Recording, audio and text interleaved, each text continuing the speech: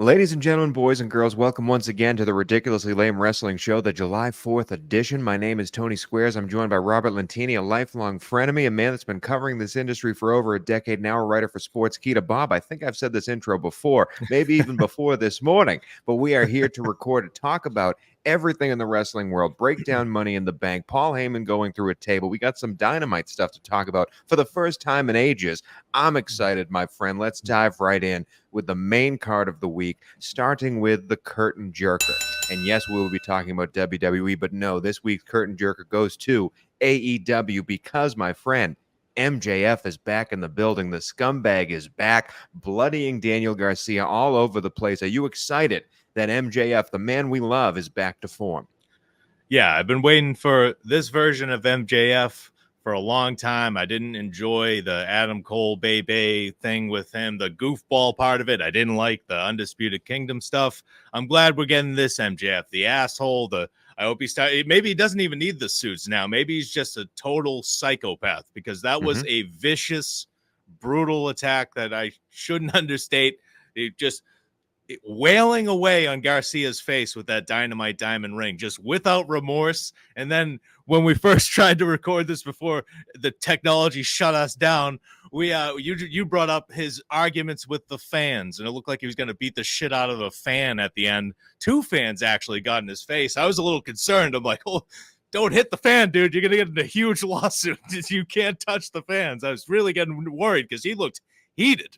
He looked very heated. He was either just doing a hell of a job with that character, or that one of those fans said something and he almost went off the rails. But I'm so glad to see the MJF back that AEW needs. He's much better as just a monster heel, and he's electric on the mic. But yeah, what are your thoughts overall on the segment? No, I'm pumped for most of it, sad for one little bit of it. Pumped for the fact that we get MJF back, that we get the guy back. It looks like it's going to be MJF and Ospreay moving forward. We'll talk about Ospreay in a second, but that's going to be a blast. This is the MJF that AEW needs, not just we the fans need, that AEW needs to carry this company as far as they can go. It's why he came back. It's why he's worth as much money as he is, because he can do everything right as a scumbag heel. The little thing I'm sad about, though, is what you brought up in that Undisputed Kingdom. That faction has not worked, obviously, but mostly because that ankle injury to Adam Cole is something that people have never seen before. That ankle blew up, and we have no idea when Adam Cole is coming back. I hope it is soon, but obviously not in time for him to have a feud with MJF, so it was pointless to keep MJF on this babyface run if Adam Cole is not going to be around. And that sucks for me as a fan, because I wanted to see sort of the ending of that story, but sometimes, life gets in the way. We have no idea what's happening with that faction. We'll talk about them later. The stuff that matters now is MJF. I do like how Daniel Garcia was involved in this storyline. It seemed a little weird to throw him in here. I get that. I understand that. But AEW needs to start building their own stars that aren't WWE cast-offs. And I think Daniel Garcia could be one of those stars. And I like sometimes throwing guys that aren't necessarily ready to be in the mix into the mix, because he matters as a part of this storyline. And now Daniel Garcia matters more, even though he lost to Will Ospreay, even though he got the crap kicked out of him by MJF and will likely be fed to MJF in some type of feud before they get to Will Ospreay. But I enjoyed that because it makes Daniel Garcia mean something while Hook is fighting the learning tree of Chris Jericho once again. I really enjoyed this. I'm excited for the future. MJF, it seems like there's a clear path here for him to fight Will Ospreay, right? Yeah, that was the whole thing. That Will Ospreay beats Daniel Garcia, just evaporates for 6 minutes. He's just gone as MJF just wails away the whole time. Like, does Daniel Garcia have no friends? Just wailing away on his head. Matt Bernard came out, didn't he? Oh, yeah. Daddy Magic came down to the ring. I love that guy. He is a great commentator. Better than Chris Jericho on commentary, I might add, which he said he will be doing as a learning tree now. Screw him. But anyways, this was great. Daniel Garcia, Daniel Garcia is like Roderick Strong to me. I keep bringing up Roderick Strong. He's a terrific in-ring wrestler. He has a great story with the car accident. Just a really good backstory. I'm really happy that he's getting a shot. I don't know if he can pull it off as a main eventer. I'll give him a chance. I'm not going to crap on him right away. But this was a good start that people started. I now care about Daniel Garcia, and I want to see him try to get revenge. He's not going to do it successfully, but I want to see him try to get revenge on MJF. Maybe that's added to Blood and Guts in 3 weeks to give another match besides the steel cage or something. But we'll see. But overall, really, really solid ending to Dynamite, and one they desperately needed, in my opinion. A hot angle, something people are talking about.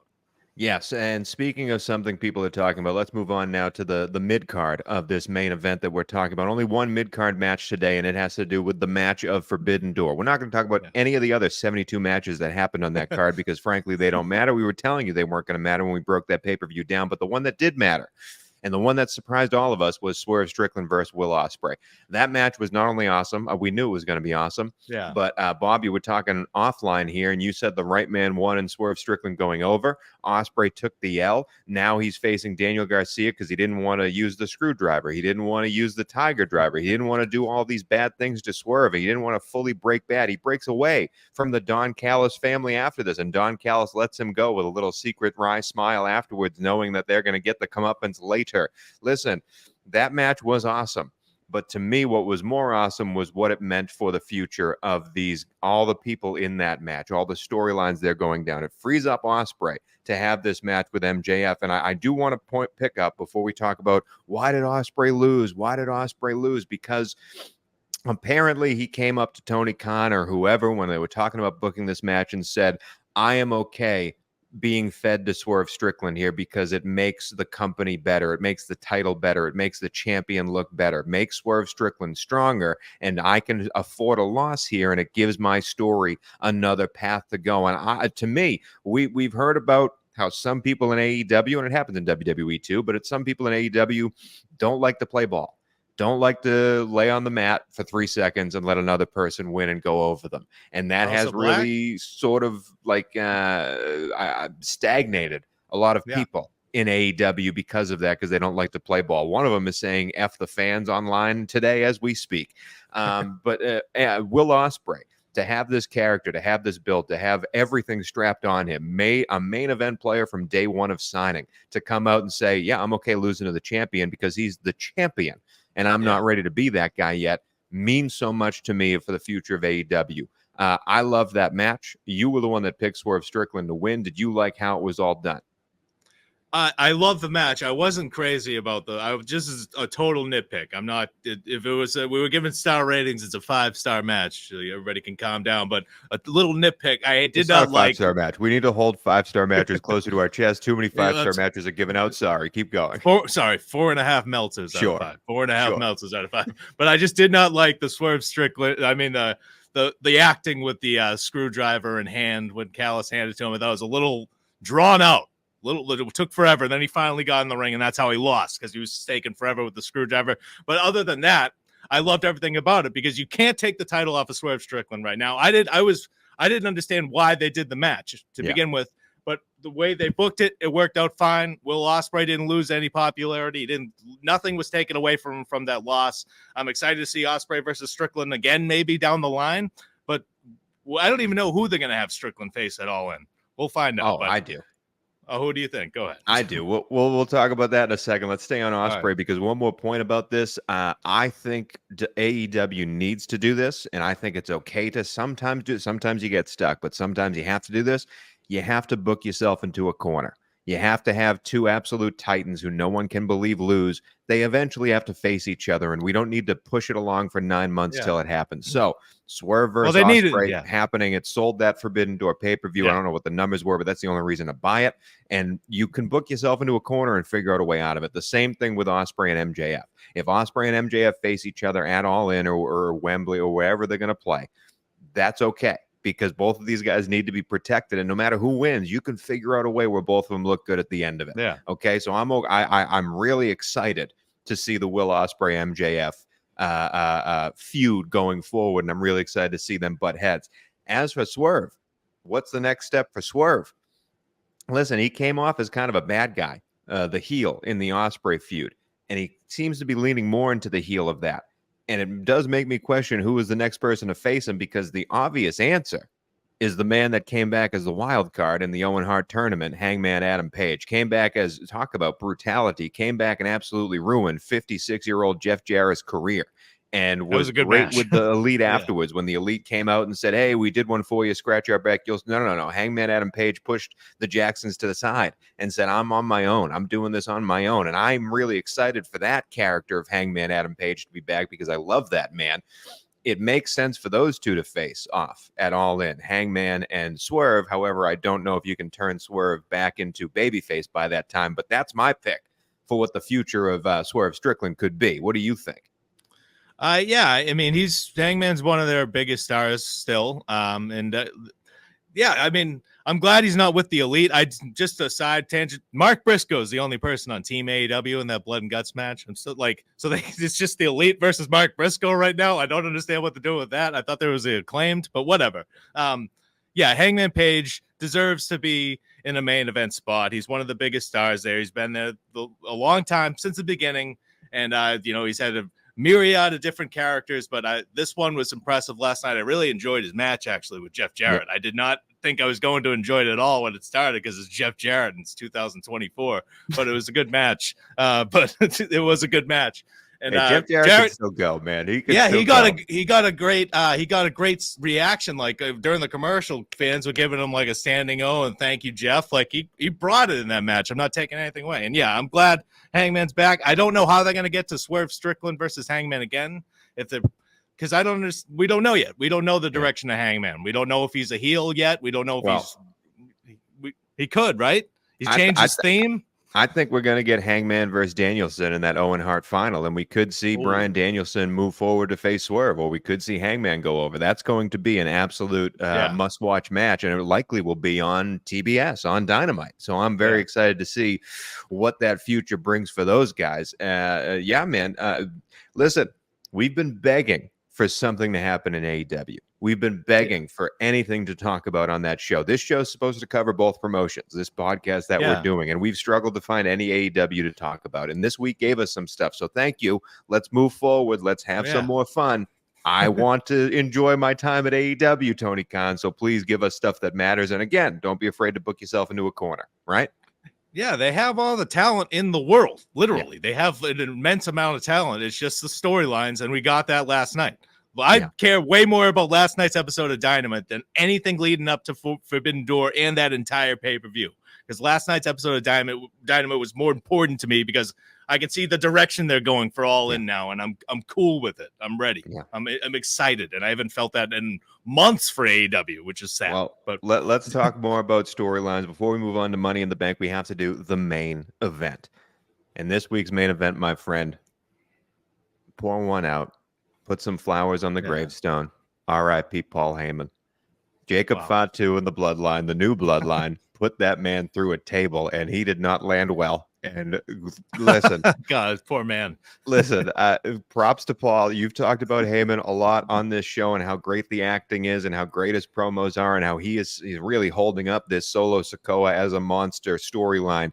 And that sealed the deal. Him saying, you are not my tribal chief. Well, one of the biggest pops I've heard in a long time.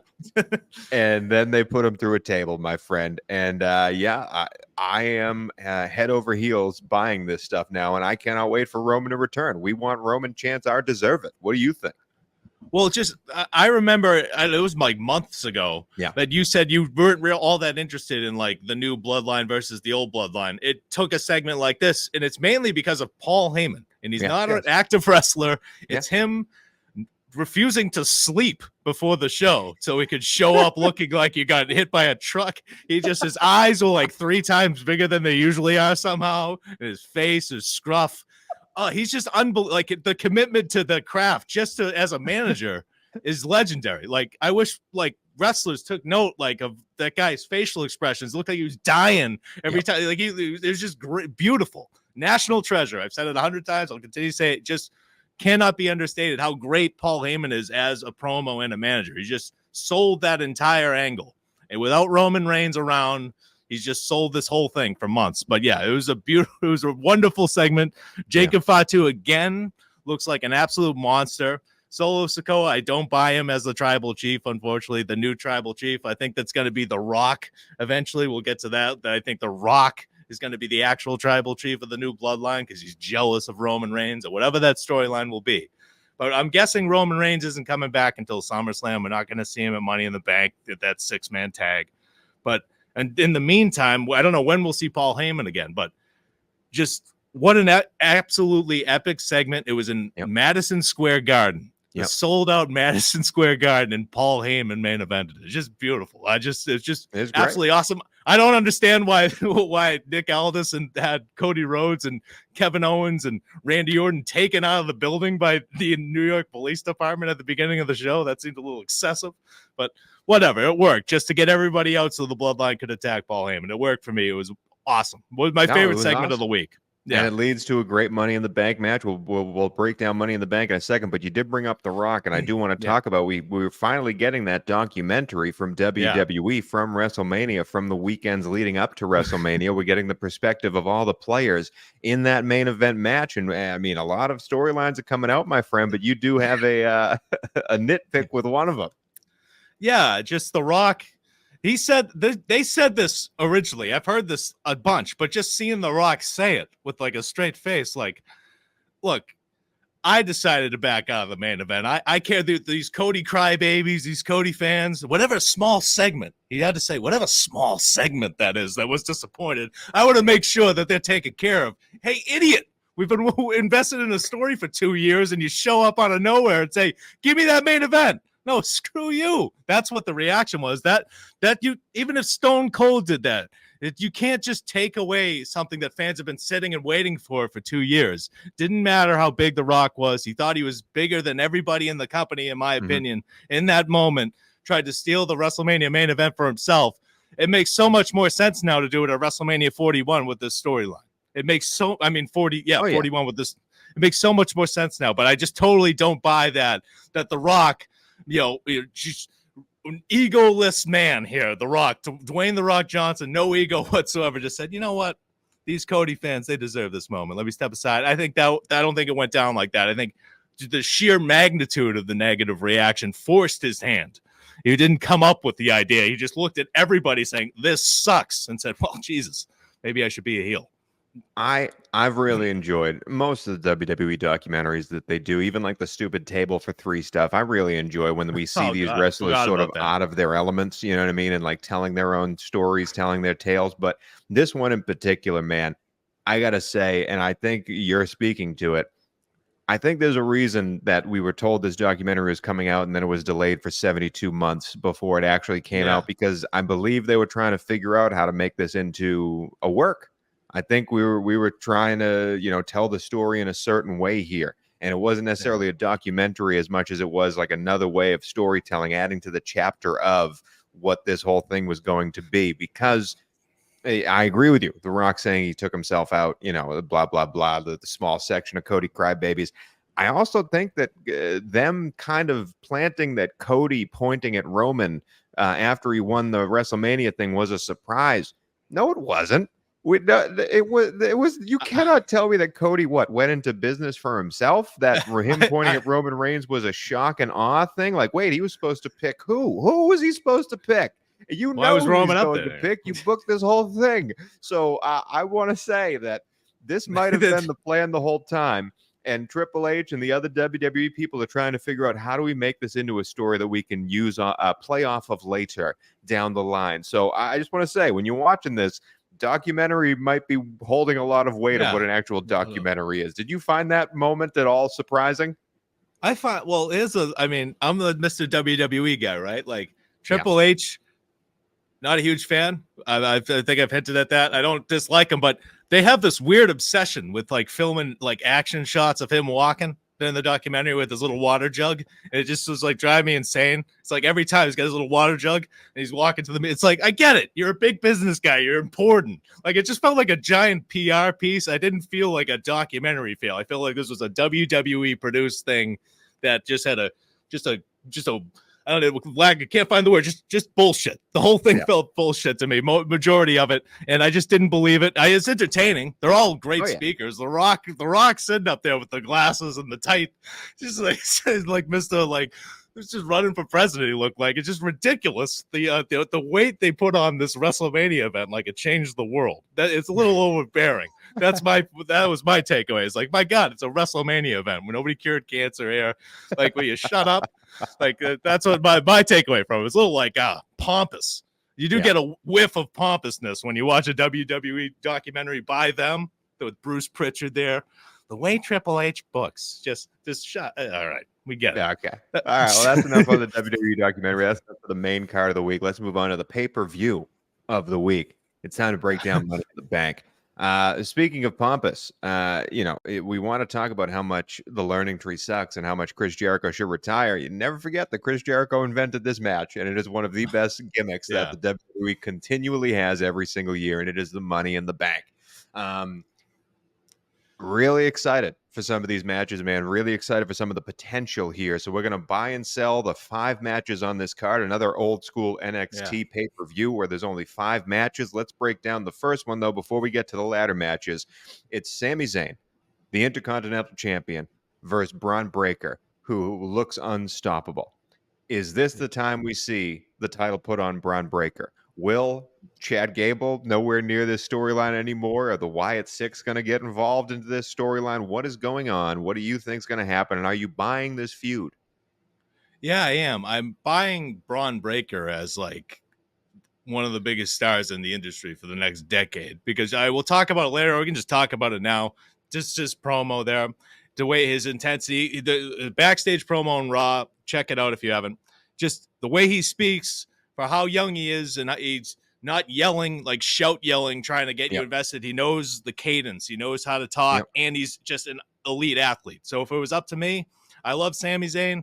I'd take the title off Sami Zayn right now and give it to Braun Breaker and have him go on a Gunther-esque run with that title for over a year and a half, or 666 days was the ring general Gunther's title reign. Give a Breaker a reign like that, and then like Gunther, have him move on to the world title. So that, but I would give Breaker the win here. And I'm buying everything about this match. I don't know how you don't. Yeah, and that sucks for Sammy, because I don't know how Sammy even survives this. The way they've been building Braun Breaker, I don't know how in storyline Sami Zayn survives this match. I mean, I could see a John Cena, Brock Lesnar type match. I was just about to bring that up. I was going to interrupt you. That's what I was thinking, like something like that. Because how do you beat Braun Breaker at this point in storyline? How do you do it? I don't know if it's possible. So I'm excited for it. I don't know if I'd be buying the feud, because I think the outcome is inevitable. Because again, even on the other side of it, I love Sami Zayn. I don't see him as a physical challenge to Braun Breaker. How's Sami Zayn going to defeat Braun Breaker? You know what I mean? Well, they pulled it off with. They pulled it off a bit with Gunther. It was a bit of a stretch to me even to see Sami Zayn defeat Gunther, as much as I love Sami Zayn. But I don't think Sami Zayn. I think they should do the John Cena thing with Brock Lesnar. He got in one attitude adjustment and everybody freaked out, and that was it. Give Sami Zayn one haluva kick. Oh my God, he's gonna do it, and then nope, Breaker kicks out, spear.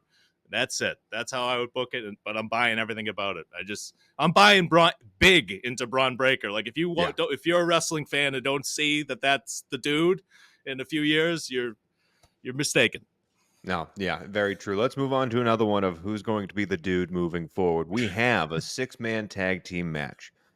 Cody Rhodes, Randy Orton, and Kevin Owens versus the Bloodline. Now, there are 4 members of the Bloodline right now. Solo, we have Tama Tonga, Tongaloa, and Jacob Fatu. Who do you think's the odd man out, and who do you think wins this match? And also, are you obviously you're buying this feud, but are you buying this particular match? I don't have this match. Doesn't do much for me. Neither does it. Yeah, and maybe they have Solo Sikoa as the odd man out, so he can hold off on getting into the ring with Cody Rhodes again, and he can be pissed at his.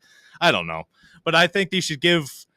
It doesn't matter to me who wins this match. There's nothing on the line. Nothing changes with who wins. It's just a fun, kind of a throwaway match here. With that, like, I wish it had like some kind of crazy stipulation or something. It just feels like but I'm just gonna go with the Bloodline, and I'm selling. How's that? The Bloodline. Yeah, no, I think I'm selling this match too. Yeah. Although I'm interested to see how they tell the story.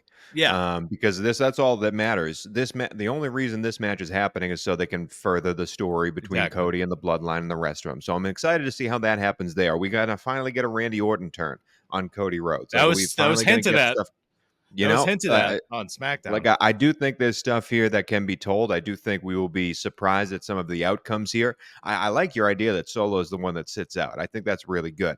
And I also think Jacob Fatu is there's gonna be a showcase for him. Yeah. I'm so excited to see that part of it. I do think the Bloodline wins, and I do think, you know, it's a match that in the end we'll kind of forget about, but it will further the story for the video packages of a big feud later. You know what I mean? Yeah. It feels like a SmackDown main event. It doesn't feel like a pay-per-view match. Absolutely. Let's move on to a match that I think is a main event type match. Might even main event this pay per view because we know how Money in the Bank works. But I want to save the two Money in the Banks for later. Damian Priest is the champion. He's the world heavyweight champion, and this is being promoted as a last chance match for the heavyweight championship between him and Seth freaking Rollins. Soon to be Seth fucking Rollins when they move to Netflix. If Damian Priest wins, Rollins will never challenge for the title again. If Rollins wins, Priest leaves the Judgment Day. Bob, I think we're both buying this match and buying the build to this match. Maybe I'm putting words in your mouth, but I just want to say, is this where the Judgment Day breaks up? I think so. I think this is the beginning of the end, at least. I think Damian Priest said the other night that the Judgment Day needs me more than I need them. And Finn Balor confronted him on Raw about it backstage in a brief segment. So I think we're getting something like that. And I think Damian Priest is dropping the title to Seth Rollins. I didn't think that before he said that comment, honestly. And they threw that stipulation in. Once they added that stipulation, that came out of nowhere. Like, you have to leave the Judgment Day. That's there for a reason. I hope it would make it so much more interesting. And Damian Priest is been a decent champion, but he, you know, it's not a big deal to take the title off him. To me, he's more of like a United States champion, but we'll see. But if he can get back to this level, but overall, I'm buying this feud. I think the Judgment Day ends here. I don't know if Finn Balor costs Damian Priest, something like that. But I think Seth Rollins is walking out of this the world heavyweight champion and facing Gunther at SummerSlam, and I'm buying this match. Not to spoil who we think wins the men's Money in the Bank, but do you think the finish of this is muddied at all by a cash in? Because I do not. No, because the way I think you're right when you said this is the main event, because Drew McIntyre said, I'm winning the Money in the Bank and cashing in on the same night. So this would have to be the main event then, or it would have to take place after he won the Money in the Bank ladder match for him to cash in on the same night. So I think that it could be muddied, but I think that's going to be muddied by something. I don't think Drew McIntyre, if he wins, is going to be able to cash in successfully on the same night. Someone's going to be there to prevent him. That's my take on that. No, I agree with you. I think because we have also the Gunther thing hanging over all of this, he's going to face the champion of this match at SummerSlam. And I think that could be Seth Rollins. I think that match works really well. I don't think there's a cash in here because I do think it muddies everything else that's going on with Judgment Day. Sometimes there's too much booking going in. Also, just a little note from me. I haven't attended many pay-per-views in my lifetime, but I did attend in Las Vegas, Dean Ambrose's Money in the Bank win and cash in pay-per-view. And that was was that on Rollins at the end? Yeah, that was one of the highlights. That was one of the highlights. That was a John Cena AJ Styles match there. Rusev went over in a match there somewhere. I had a lot of fun at that pay-per-view. Let's move on now though to the Money in the Bank matches. Also, no singles women's championship is being put on the line here, so it's rare that we're going to see a woman's cash in after Money in the Bank, but maybe we get something. I don't know. But we have a women's Money in the Bank championship ladder match. Io Sky, Chelsea Green, Lyra Valkyria, Tiffany Stratton, Naomi, and Zoe Stark.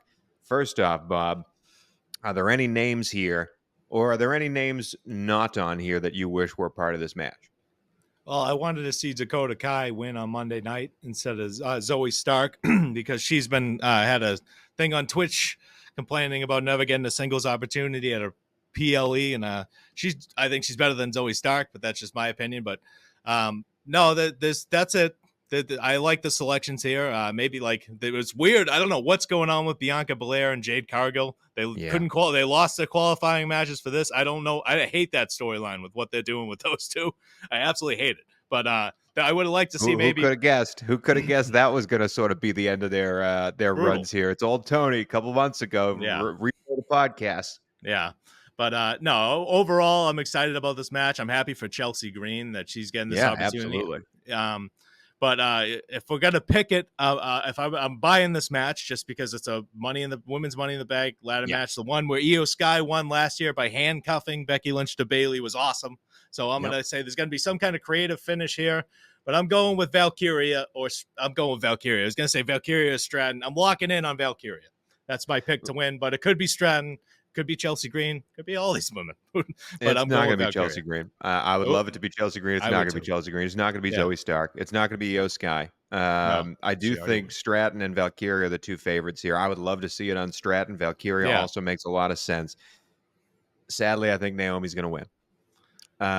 Because when veterans come back, they usually come back for a reason. And it could be because, what exactly has been Naomi's highlight since coming back? What has been like, what did Triple H lay on the table and say, hey, here's what we're going to do for your build when you come back? I think Naomi's going to win this match and use it to cash in at a future date and maybe win, maybe not win. But I think Naomi as the Money in the Bank holder, it's,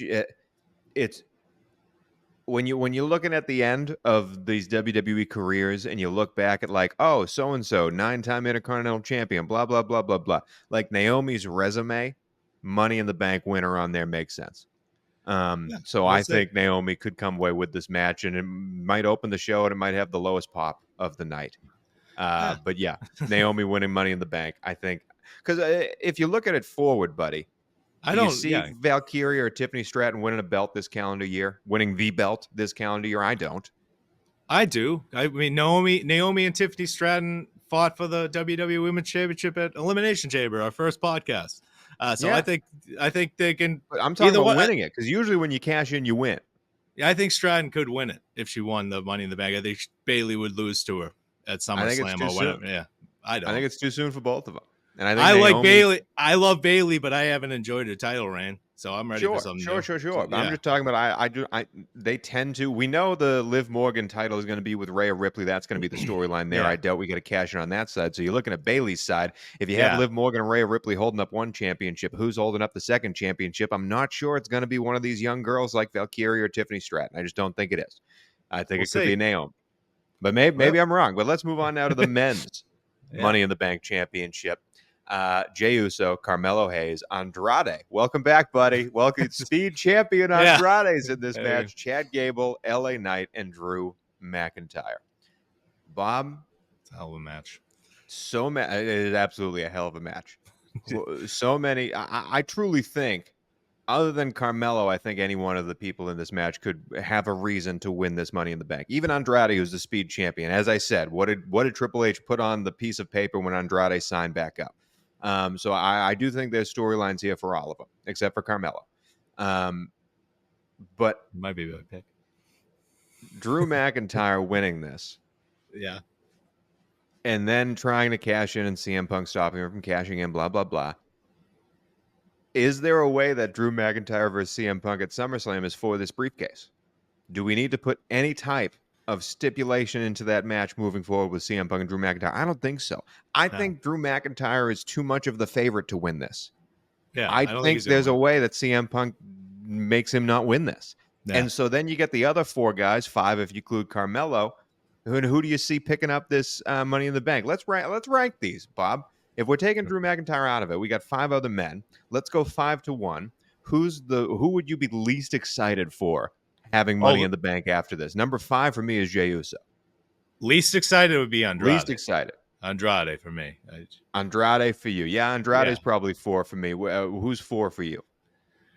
Probably Hayes. Carmelo Hayes. Even though, you're more excited over Jey Uso Money in the Bank than Carmelo Hayes? Yeah. Okay. All right. So you're putting Hayes. You're not a part of Yeet Nation? I am not a part of Yeet Nation. I'll put Hayes at. Here's the thing: we know where Jey Uso's going. We know where he ends up. But I'll put Carmelo next to my button here. 3. We got 2 people left. You have Jey Uso, Chad Gable, LA Knight. Who's your third least excited?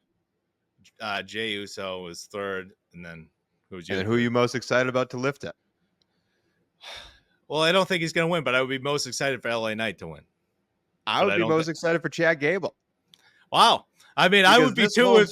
He's This just whole lost. stupid ass Chad Gable bullshit storyline that we've been going on for months, how he can't win the big one. It finally turned him bad. Now he's, I guess, a good guy, a damsel in distress against the Wyatt Sixes. Like, how awesome would it be with It Chad would be. Gable playing this heel role of Otis and everything? Now he has Money in the Bank. Otis lost Money in the Bank in a court case. You've told me that 72 times here. And now every time he tries to cash in, the Wyatt Six can stop him from cashing in, and Nikki Cross can get in his way with a smoke machine. Like, I just think there's so much fun we could have with Chad Gable holding this briefcase. Yeah. And as you've been calling for, we've been waiting for Chad Gable to finally get his moment. A man that just re-signed. I'll bring it up again. What did Triple H put on the paper? I'm just saying, I'm throwing it out there. Chad Gable bringing down this briefcase would be a lot of fun.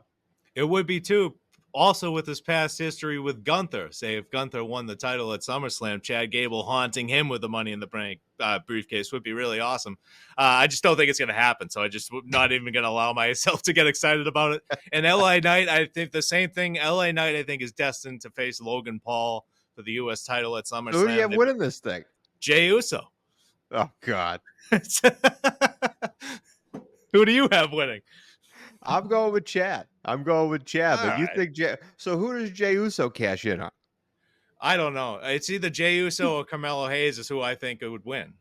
Well, looking at it, I think Drew McIntyre is going to be at the top of the ladder, and something's going to happen costing this match. Whether it's AJ Lee, because he still has that bracelet on with her name. I don't think they're going to even give McIntyre the briefcase. I think it's going to just turn into a blood war. And if I were booking it, CM Punk's first match would be against Drew McIntyre, and it would be a squash in favor of McIntyre, even though I love Punk, because Punk could take that loss and make McIntyre look like a freaking monster and have Punk chase him for months to try to get revenge. Because McIntyre can't, I mean, he should be world heavyweight champion right now, but it's just the way the storyline, he's not going to win the title until like WrestleMania, I think, from Punk, but we'll see how we get there. But you're fucking far in advance. Yeah, I got a lot of time on my hands. I have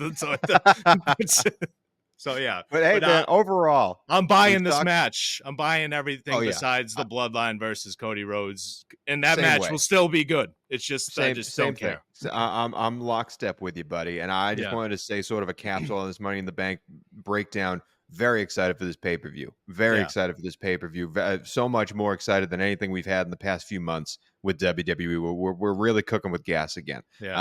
Buying this overall, buying Money in the Bank. Let's finish the show, however, with our gimmicks of the week. This is when we talk about things that, lit us up. Maybe we texted about it, chatted about it, tweeted about it for a few minutes. Wasn't big enough to get a main storyline. Social superstar of the week goes to, surprisingly, DIY, Tommaso Ciampa, and Johnny Gargano. Why, Bob? Just for weeks now, they've been trying to hit Randy Orton with an RKO backstage, and Tommaso Ciampa wore a ridiculous disguise, and he missed, and we'll show that clip right here for a second. And also, it's just an excuse for me to talk about DIY and how they've never won titles on the main roster, and they have the chance to become champions tomorrow night on SmackDown when they face A-Town Down Under, Grayson Waller and Austin Theory. I'm so ready for that tag team to be done. Give the titles to DIY, and congratulations. If you don't win the titles, at least you won this week's Social Superstar of the Week. You can take that home. You can take that one home. Let's dive into the promo of the week. Bob, we already talked about him, but talk about him again, man. Braun Breaker. Yeah, I really just his backstage promo on Raw. They had an interaction, Sami Zayn and Braun Breaker in the ring. The promo, that was fine. Breaker leveled him with the spear. Then Kathy Kelly catches up with him backstage, and he's not shouting at all until the very end of the promo. He's just gradually building up about how he's going to go into how Sami Zayn has the championship advantage. He's in his home country of Canada, but he's going to walk in and take everything from him.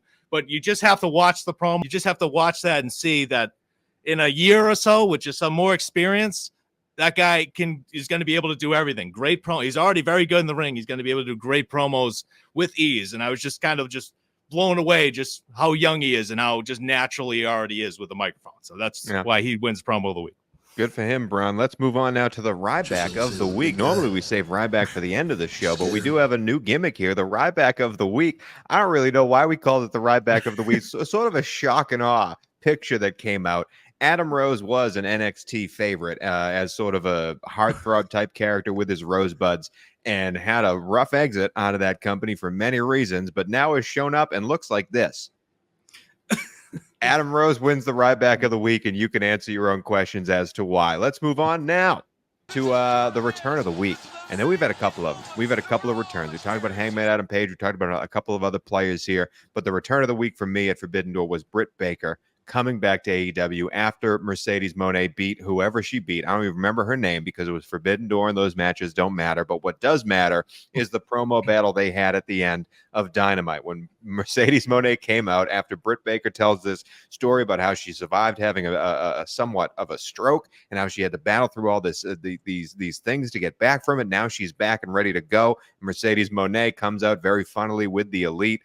Balloons coming down, and they have a back and forth, man, that got me juiced. I've been waiting for Mercedes Moné to have something important. We've kind of had some stuff with Willow Nightingale, but Baker versus Moné puts butts in seats, and I'm very excited about that, Bob. With the headlines of the week, this is when we talk about what the world of wrestling will be talking about next week. Bob does WWE. I do AEW. I'll go first because I know Bob struggles with these, so I'll give him another second to collect himself.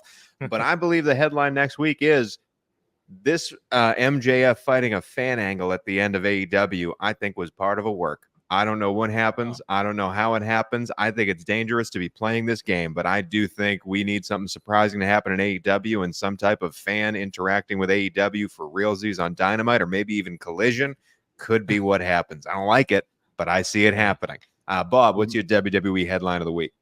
Reminds me of that fan when he tackled Seth Rollins. I don't know if you remember that, but yep.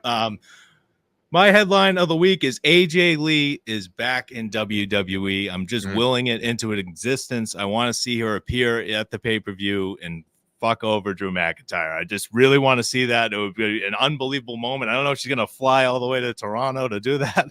So I don't know if it's going to happen. She will not. But I'm willing it into existence. AJ Lee has returned to WWE is what everybody's going to be talking about next week. And that is it for the Ridiculously Lame Wrestling Show for Robert Lentini. My name is Tony Squares, but before we get to Money in the Bank, we have to check in, as we do every week, with This Week in Ryback.